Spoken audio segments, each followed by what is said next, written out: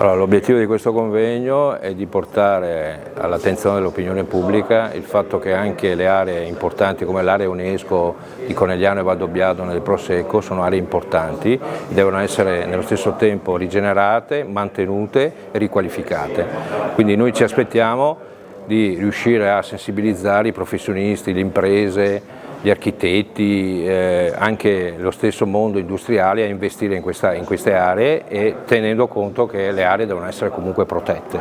Più che preservare, io credo che ci sono già le condizioni per preservarlo, il fatto che bisogna comunque invece riuscire a fare più rete tra gli operatori del settore per riuscire poi ad avere anche, diciamo, un maggiore afflusso di turismo, che poi alla fine queste zone sono zone bellissime, riqualificate, quindi devono essere comunque viste un po' al mondo e devono essere comunque protette ma viste anche, quindi bisogna cercare di fare rete con tutti gli operatori in maniera tale che le cose vengono fatte insieme ai comuni con dei progetti comuni. Sono molto lieto oggi di poter essere qui, appunto insieme a altri colleghi, per dibattere un tema che ovviamente è al centro in Italia.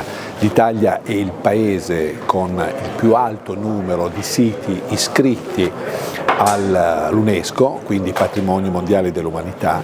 Abbiamo raggiunto quota 60, seguiti dalla Cina.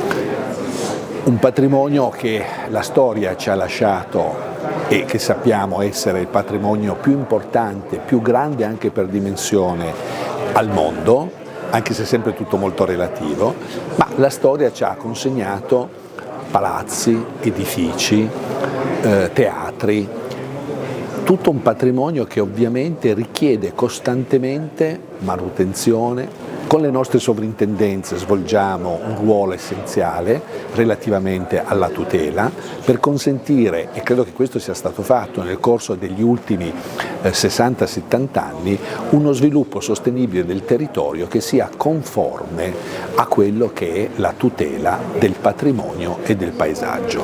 Ci troviamo proprio in un territorio, tra l'altro, che è sito UNESCO e come tale ha goduto di opportunità ma anche di doveri, perché ovviamente l'opportunità di essere riconosciuta come patrimonio mondiale dell'umanità, ma come tale tu hai una responsabilità in più e quindi devi impegnarti di più per mantenere questo luogo, questo sistema ben tutelato.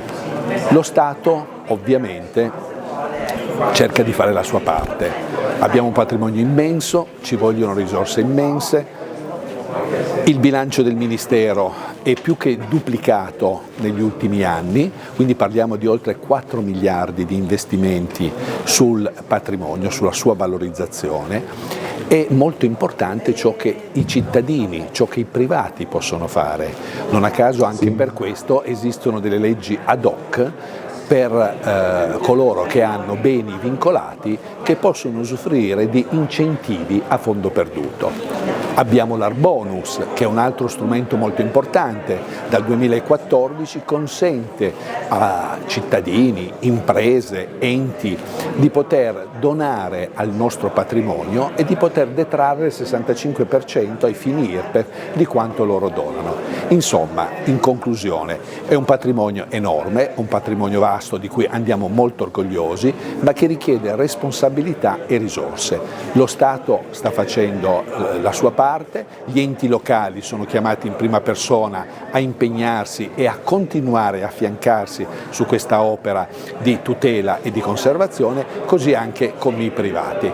Oggi sarà molto interessante sentire e cogliere dai numerosi e autorevoli relatori che sono qui convenuti quali sono anche le proposte per i prossimi anni.